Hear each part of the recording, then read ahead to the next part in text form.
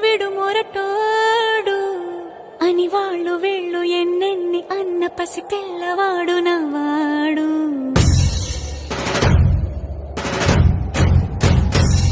విడు ముండోడు అని ఊరు వాడ అనుకున్న గాని మహారాజు నాకు నవ్వాడు.